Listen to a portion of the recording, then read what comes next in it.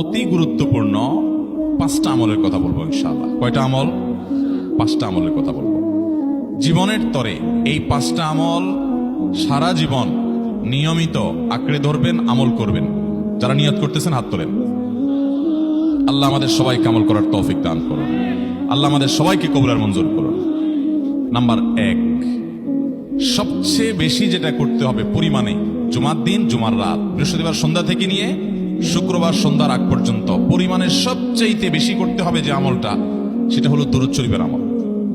কিসের আমল? ভাইরা, দুরূদ এমন একটা আমল, আপনি যদি শুধু দুরূদের এই আমলটাকে আঁকড়ে ধরেন, সবসময় আপনার মুখ দিয়ে দুরূদ বের হতে থাকে, পড়তে থাকেন, তো নবী করিম সাল্লাল্লাহু আলাইহি সাল্লামের ভাষ্য অনুযায়ী, তার ওয়াদা অনুযায়ী, ইদান তুকফা হাম্মুক ওয়া তুগফার যামবুক, তোমার যত পেরেশানি আছে নবী সাল্লাল্লাহু আলাইহি সাল্লাম বলেছেন, এই সব পেরেশানি দূর করার জন্য এই দুরূদের আমলটা যথেষ্ট হবে ইনশাআল্লাহ।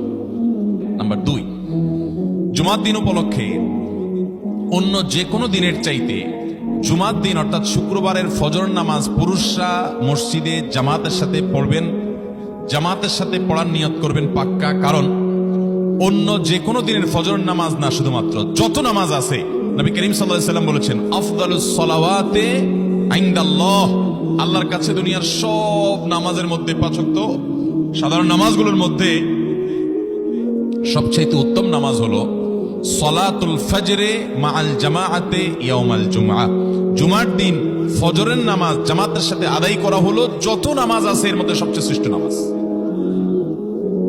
তাহলে জুমার দিনে এই বিষয়টা বিশেষভাবে খেয়াল রাখবো। জুমার দিন ফজর নামাজটা পুরুষরা কোথায় পড়বো, এবং সেটা বৃহস্পতিবার থেকে পরিকল্পনা শুরু করবো যে কালকের ফজর নামাজ যাতে কোনো অবস্থাতে আমার মিস না হয়। আচ্ছা, 3 নম্বর আমল হলো সূরা কাহাফ পড়বো। কোন সূরা পড়বো? সূরা কাহাফ। যারা কোরআন পড়তে পারেন না তারা শুনবেন, আর যারা পড়তে পারেন তারা নিজে পড়বেন। সূরা কাহাফ যদি জুমার দিন কেউ পড়ে, নবী করিম সাল্লাল্লাহু আলাইহি সাল্লাম বলেছেন, এই সূরাটা তার জন্য নূর হবে, নূর, আলো আল্লাহর তরফ থেকে। কিয়ামতের ময়দানে ভয়াবহ গুটগুটে অন্ধকার হবে। কিয়ামতের একটা ভয়াবহ শাস্তি হলো অন্ধকারের শাস্তি। ভাইরা আমার, অন্ধকারের শাস্তি মানে এমন ভয়াবহ অন্ধকার হবে যে দুনিয়ার অন্ধকারের সাথে কোনো তুলনাযোগ্য নয়। সেই ভয়াবহ অন্ধকারে কিছু আমল আছে যে আমলগুলো মানুষের ওই অন্ধকারের মধ্যে আলোর কাজ দিবে। এর মধ্যে একটা হলো অজুর অঙ্গগুলো যদি কেউ ভালো করে অজু করে, সুন্দর করে ডলে ডলে যেন শুকনা না থাকে, উত্তম রূপে যদি অজু করে, কেউ পানি অপচয় না করে, পানি অল্প নয় কিন্তু ডলে বেশি, সুন্দর করে যদি কেউ অজু করে, এই অজুর অঙ্গগুলো কিয়ামতের ময়দানে উজ্জ্বল হয়ে জলজল করে জ্বলতে থাকে এবং তার জন্য আলোর কাজ দেয়। সবাই যখন অন্ধকারের আযাবের মধ্যে নিমজ্জিত থাকে, হাউতাশ করে, তখন এই ব্যক্তির এই আমলটা তার আলো ভূমিকা আসে। আর আরেকটা হলো এই সূরা কাহাফ।